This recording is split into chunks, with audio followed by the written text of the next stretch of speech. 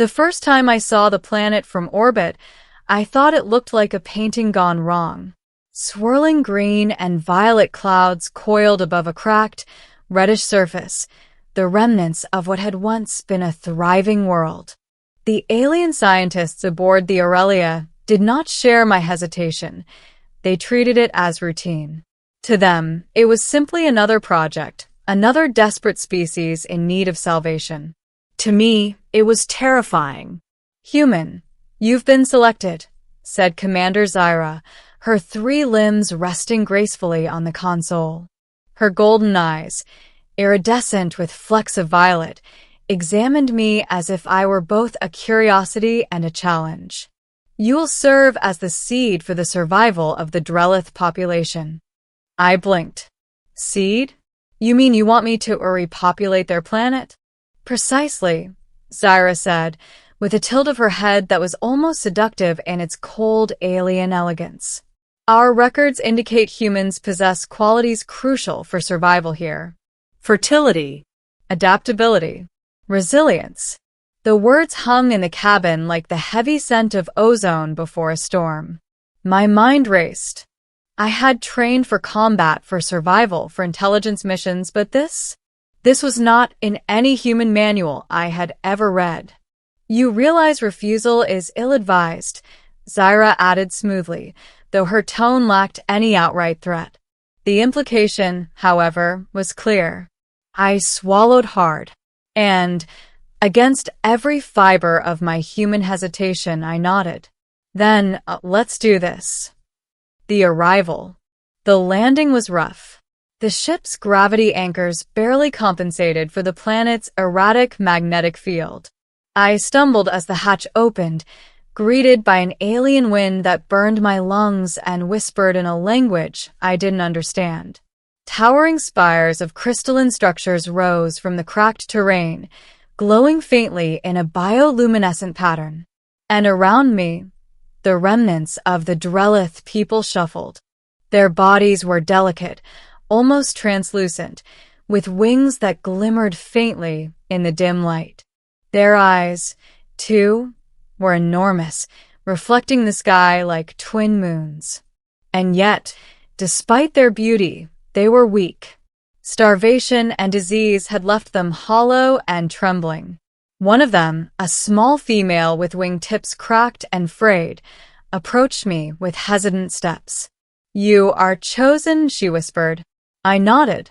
Her eyes widened, and a strange mixture of hope and fear passed over her delicate face. "You will save us?" I hesitated, then swallowed my fear. "I'll do my best." The preparation. The alien scientists were methodical. They ran endless tests, scanned my DNA, and evaluated my endurance. Every evening, after the long hours of examinations, they would gather me in a chamber for orientation.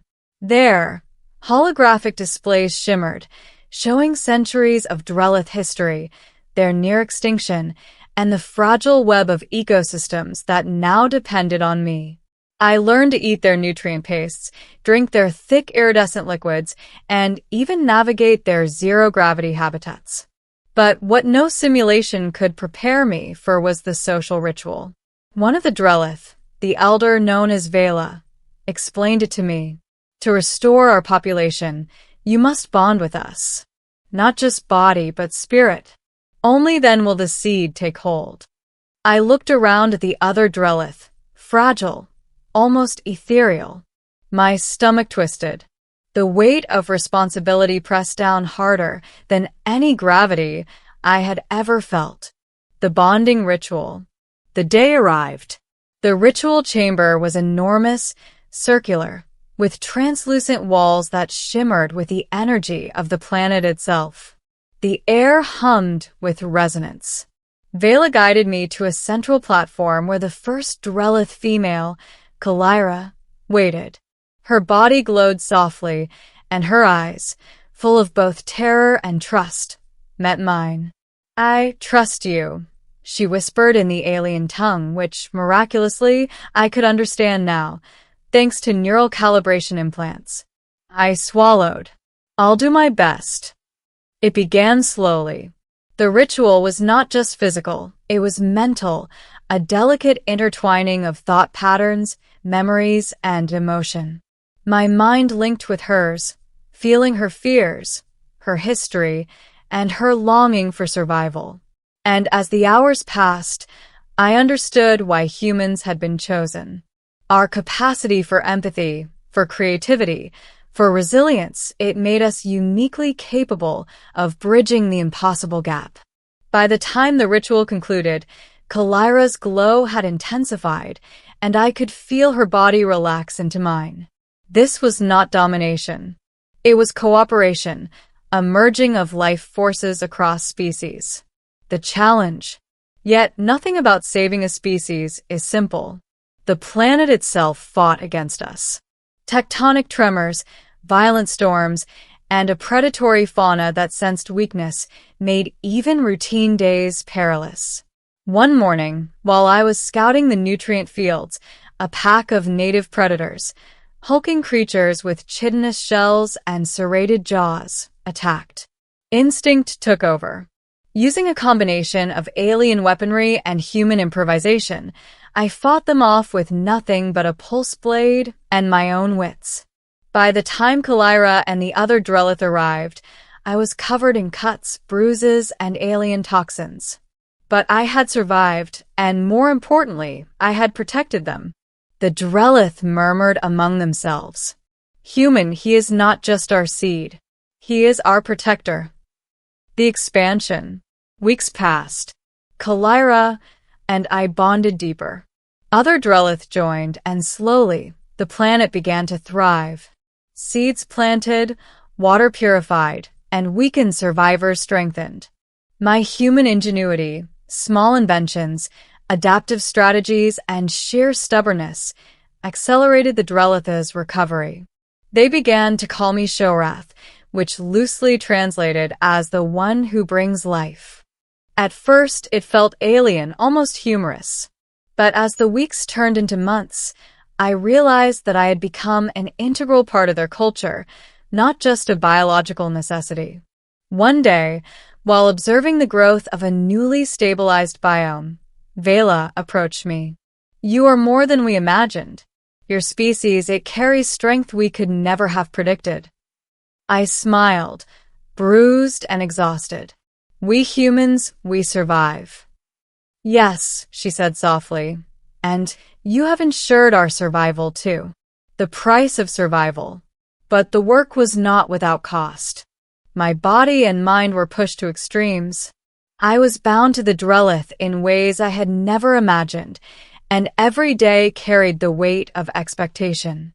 And yet there was companionship, trust, and even affection. Kelyra would sometimes place her glowing hand on my chest, and I could feel the pulse of her species blending with my own. In moments like those, I understood that what we had accomplished was not just survival, it was connection, a bridge across the stars between species that had never touched each other before. The planet itself began to heal. Cracks in the surface closed as native flora spread. Rivers, previously acidic, flowed clean again. The Drelith children, once frail, now ran and played in the bioluminescent forests. And every time I saw a child smile, I felt the weight of my human contribution, a seed planted, a species saved. The triumph. Years passed. I became a legend among the Drelith. Humans were rare visitors, but my stories spread across the stars. Earthlings were unpredictable, resilient, capable of defying odds in ways even the most advanced alien species could not anticipate.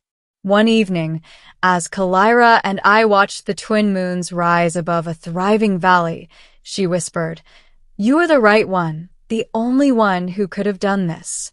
I laughed softly, and here I thought I was just a volunteer.